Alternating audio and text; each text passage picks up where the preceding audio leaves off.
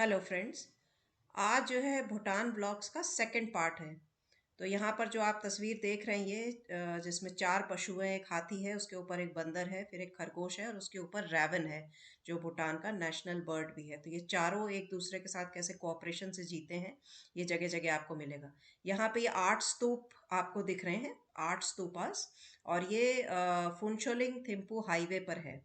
तो यहाँ पर जो ये स्तूप हैं इस जगह को कहते हैं कारबंडी, और कारबंडी मोनेस्ट्री है यहाँ पे, और इस जगह को कारवंडी गोयम्पा कहते हैं। तो ये जो 8 स्तूप हैं ये भगवान बुद्ध के जीवन के 8 इम्पॉर्टेंट इंसिडेंट्स को दर्शाते हैं। तो वो इंसिडेंट्स क्या हैं वो एक एक करके देखते हैं।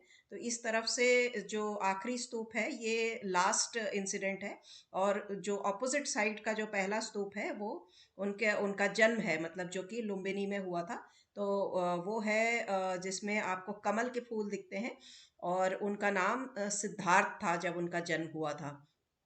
जो दूसरा स्तूप है वो एनलाइटनमेंट स्तूपा है जहाँ पे उनको ज्ञान मिला था, और ये आप सबको पता है बोध गया में बोधि ट्री के नीचे मिला था।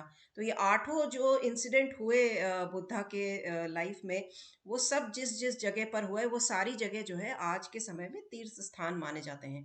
तो जो तीसरा स्तूप है वो है टर्निंग द व्हील ऑफ धर्म। मतलब कि जो उनको एनलाइटनमेंट या जो उनको धर्म का ज्ञान मिला था वो जब उन्होंने दूसरों को देना शुरू किया। पहला जो टीचिंग था उनका सारनाथ में था, डियर पार्क में। तो उसके लिए तीसरा स्तूप बनाया गया। चौथा जो है स्तूपा ऑफ ग्रेट मिरेकल्स है, जो कि भगवान बुद्ध ने श्रावस्ती में कुछ ऐसे काम किए थे जिससे कि लोगों को यकीन हो कि वो वाकई में धर्म के बारे में बता रहे हैं। आप कितना भी अच्छा काम करें लेकिन फिर भी जनता या संसार जो है आपसे सबूत मांगता है। तो बुद्ध को भी अपनी अच्छाई का सबूत देना पड़ा था। उसके बाद जो 5वां स्तूप है वो है डिसेंट फ्रॉम तुषित हेवन।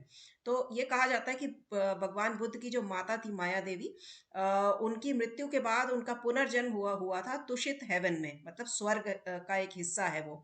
तो भगवान बुद्ध ने अपनी माता के पास जाकर, स्वर्ग में जाकर, उनको जो धर्म का ज्ञान मिला था वो अपनी माता के साथ शेयर किया, जिससे कि उनके जीवन पर, कहते हैं कि माता का जो हमारे जीवन पर एहसान है, जो कर्ज हम चुका नहीं सकते, लेकिन भगवान बुद्ध ने ये भी किया था। उसके बाद जो छठा स्तूप है वो है स्तूपा ऑफ रिकंसिलिएशन। मतलब ये कहा जाता है, जो हमारे गाइड ने बताया था, कि बुद्ध भगवान के जो ब्रदर थे वो भी उनके अलग फॉलोअर्स थे और वो भी शिक्षा देते थे। तो इन दोनों की शिक्षा में इतना फर्क था कि इनके फॉलोअर्स में डिसएग्रीमेंट हो गया। तो इसकी वजह से इन दोनों में जो समस्याएं पैदा हुई उसको जिस तरह से इन्होंने सुलझाया, उस पर ये स्तूप ऑफ रिकंसिलिएशन बना हुआ है।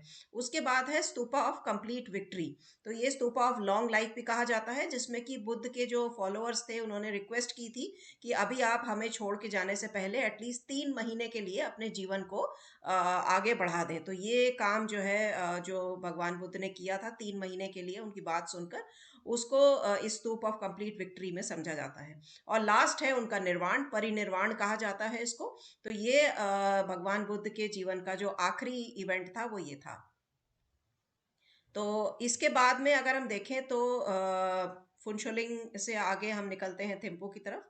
तो आप देख सकते हैं कि अब हम लगभग जो है थिम्पू शहर में पहुंचने वाले हैं। और भूटान में कई जो हैं हाइड्रो पावर प्रोजेक्ट्स भी बनाए गए हैं।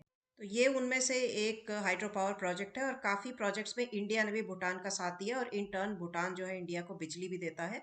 और अब आप देख रहे हैं कि हम लगभग थिम्पू शहर के अंदर पहुंच गए हैं, और जल्द ही जो है हम थिम्पू रेजिडेंसी में रुकेंगे जाकर। और ये है होटल थिम्पू रेजिडेंसी, और यहीं पर हमारा रुकने का इंतज़ाम है। लुक्स नाइस, बिल्कुल सिटी के सेंटर में है।